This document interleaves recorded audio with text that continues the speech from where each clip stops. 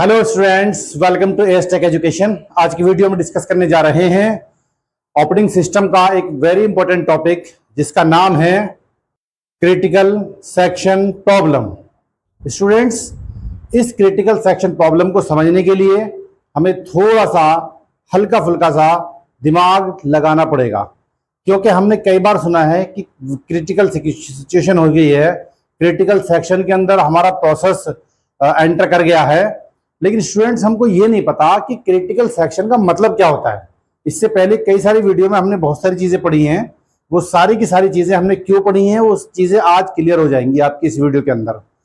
ये मैं आपको ऐसा विश्वास दिलाता हूं कि वो सारी चीजें आपको आज क्लियर हो जाएंगी।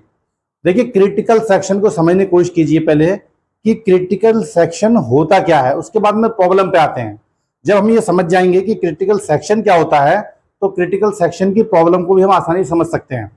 तो पहले समझिए क्रिटिकल सेक्शन कहां पे ये आकर करता है, कहां पे ये होता है।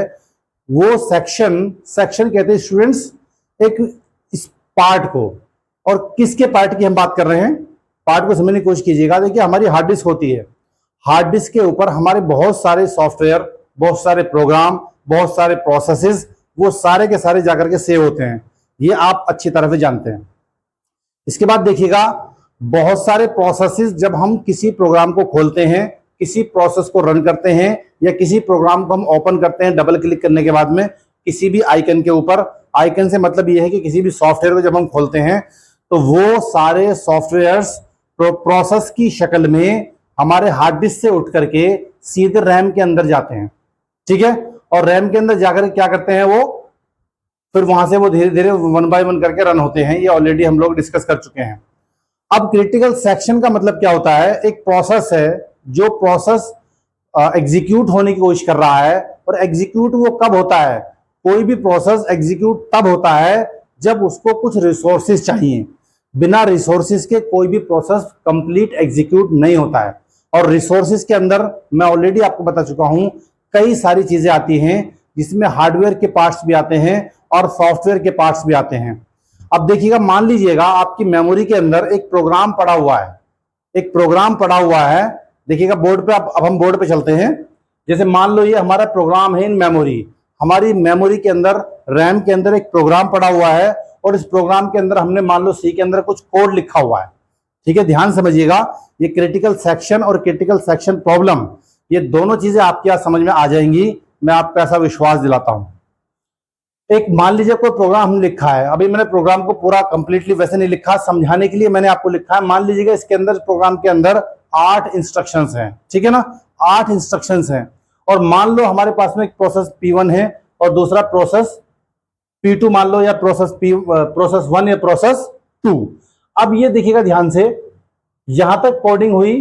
कोडिंग से मतलब ये है कि variable A, variable B access होते चले गए। मान लो उस कोड के अंदर, यानी उस पूरे प्रोग्राम के अंदर, हमारा एक पूरा प्रोग्राम है, प्रोग्राम के अंदर एक ऐसा छोटा सा पार्ट आया, एक ऐसा कोड आया, ऐसा लाइन ऑफ कोड आया, उसको हम कोड सेगमेंट भी कह सकते हैं।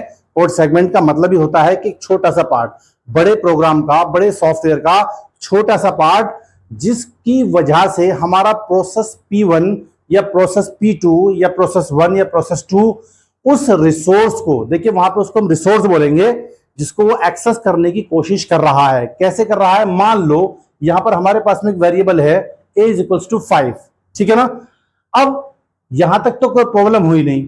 अब प्रोसेस 1 को a इज इक्वल्स टू 5 की रिक्वायरमेंट पड़ जाती है, मान लो। ठीक है ना, और a इज इक्वल्स टू 5 के बिना प्रोसेस P1 हमारा कंप्लीट नहीं होगा। प्रोसेस हमारा पहला जो प्रोसेस है, प्रोसेस 1, वो कंप्लीट नहीं होगा, वो एग्जीक्यूट नहीं होगा, कंप्लीटली प्रोग्राम आपके सामने नहीं खुल के आएगा, सॉफ्टवेयर आपके सामने खुल के नहीं आएगा, या मान लीजिएगा आपको सही तरह से आउटपुट नहीं मिलेगा, जब तक कि हमारा प्रोसेस 1 इस वाले रिसोर्स को, यहां पे इसको हम रिसोर्स बोलेंगे, यहां तक तो कोई दिक्कत नहीं आई, ऊपर से इंस्ट्रक्शंस को एग्जीक्यूट करता चला गया, एग्जीक्यूट करता चला गया। लेकिन यहां पर क्या आकर के क्या हुआ, अचानक से प्रोसेस 1 को a इज इक्वल्स टू 5 की रिक्वायरमेंट पड़ी, और उसी वक्त में प्रोसेस 2 को भी a इज इक्वल्स टू 5 की रिक्वायरमेंट पड़ गई, मान लीजिएगा एक ही टाइम पर। अब दोनों ने उस मेमोरी के अंदर जाकर के उस प्रोग्राम को एक्सेस किया और एक्सेस करने के बाद उस रिसोर्स को एक्सेस दोनों हमारे प्रोसेस एक्सेस करने की कोशिश कर रहे हैं। अब क्या क्लैशिंग हो जाएगी, यहां पर स्टूडेंट्स क्लैशिंग हो जाएगी। यही है आपका क्रिटिकल सेक्शन, यानी section means a part of the program या code segment of the program of the software which is being used at one time by the two और मोर प्रोसेसेस। एक time पर एक से ज्यादा प्रोसेसेस एक segment of code के अंदर से किसी भी रिसोर्स को, यानी किसी भी डेटा स्ट्रक्चर को मान लो, किसी भी वेरिएबल्स को मान लो, किसी भी आप फाइल को मान लो, या मान लो हार्डवेयर डिवाइसेस कोई भी हम एक्सेस कर सकते हैं। तो किसी भी रिसोर्स को, शेयरेबल रिसोर्स को एक टाइम पर दो प्रोसेस अगर एक्सेस करने की कोशिश करते हैं, वहां पर जो सिचुएशन बनती है उसको बोलते हैं क्रिटिकल सेक्शन।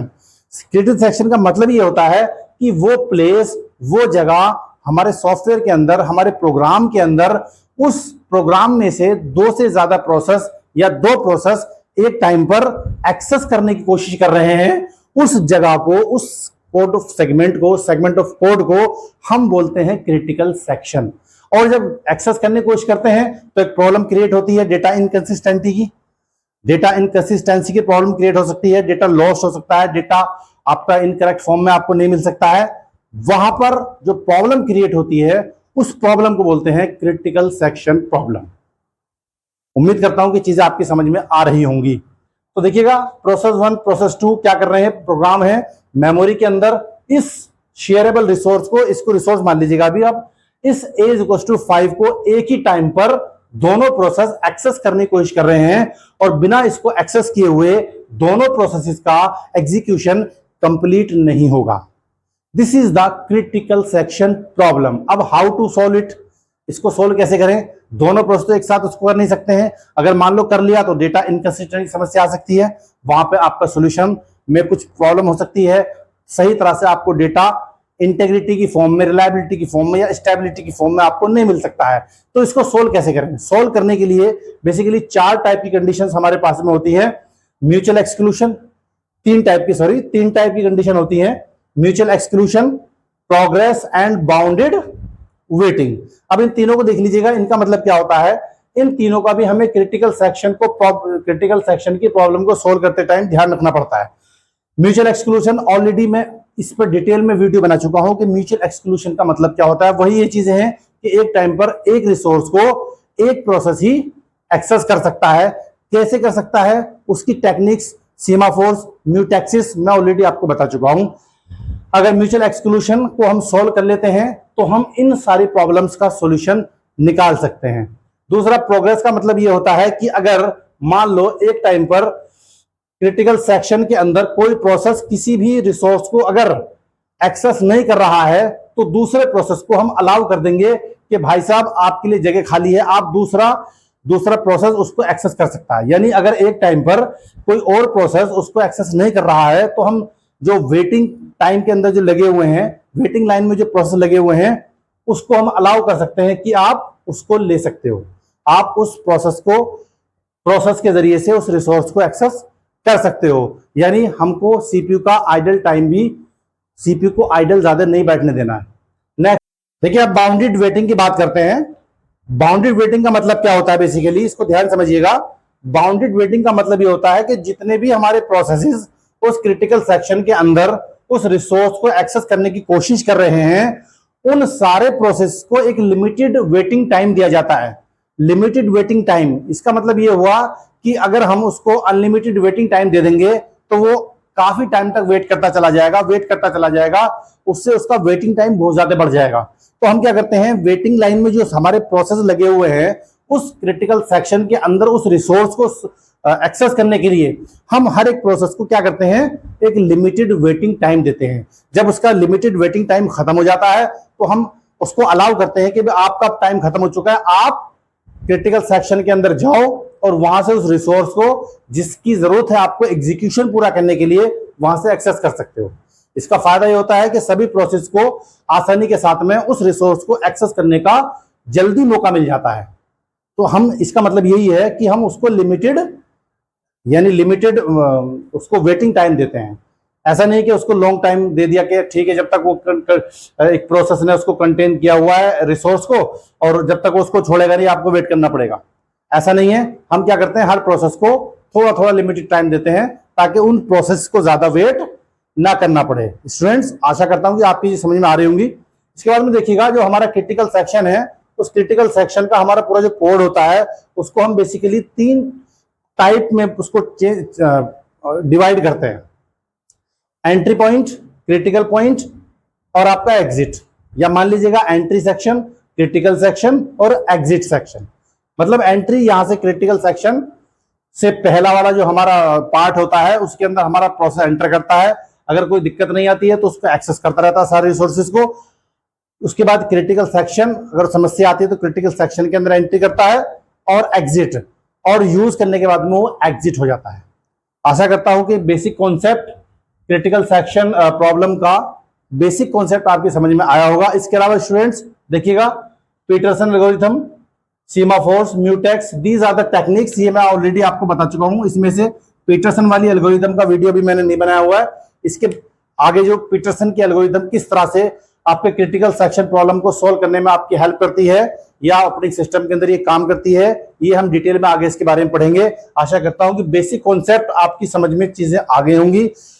अगर आपकी समझ में चीजें आ गई हैं तो प्लीज चैनल को जरूर सब्सक्राइब कर लीजिएगा और वीडियो को अपने दोस्तों के साथ में शेयर कीजिएगा और लाइक कीजिएगा। और अगर कंफ्यूजन है किसी तरह का, हो सकता है कुछ चीज आपकी समझ में ना भी आई हो, तो कमेंट जरूर कीजिएगा प्लीज। Thank you.